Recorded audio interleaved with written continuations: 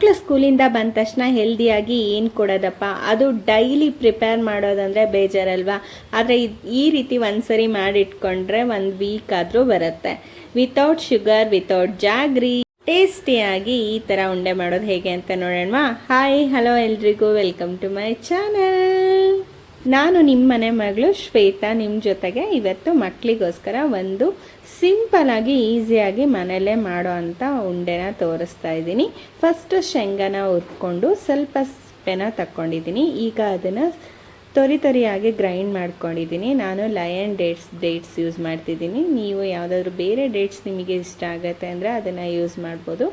ಇದನ್ನು ಈ ರೀತಿ ಸಿಪ್ಪೆನ ಬಿಡಿಸ್ಕೊಂಡು ಒಳಗಡೆ ಬೀಜನ ತೆಗೆದ್ಬಿಟ್ಟು ಅದನ್ನು ಸ್ವಲ್ಪ ಗ್ರೈಂಡ್ ಮಾಡ್ಕೊಂಡಿದ್ದೀನಿ. ಅದಾದಮೇಲೆ ಮೊದಲೇ ಗ್ರೈಂಡ್ ಮಾಡಿದ ಶೇಂಗಾನ ಹಾಕ್ಕೊಂಡು ಮತ್ತೊಂದು ಸರಿ ಚೆನ್ನಾಗಿ ಗ್ರೈಂಡ್ ಮಾಡ್ಕೊಳ್ಳೋಣ.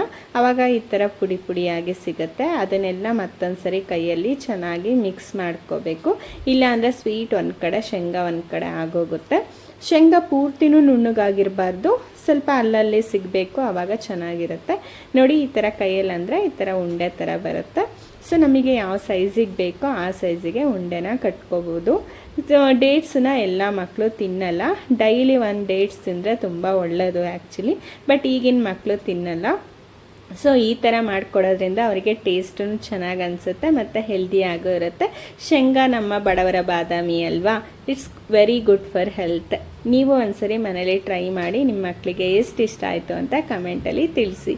ಈ ರೀತಿ ಮಾಡಿ 1-2 ವೀಕ್ಸ್ ಸ್ಟೋರ್ ಮಾಡಿ ಇಟ್ಕೋಬೋದು.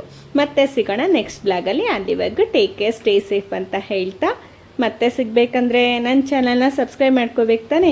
ಈಗಲೇ ಸಬ್ಸ್ಕ್ರೈಬ್ ಮಾಡಿ ಕಮೆಂಟಲ್ಲಿ ತಿಳಿಸಿ ನಿಮಗೆ ಈ ಟೇಸ್ಟ್ ಎಷ್ಟು ಇಷ್ಟ ಆಯಿತು ಅಂತ.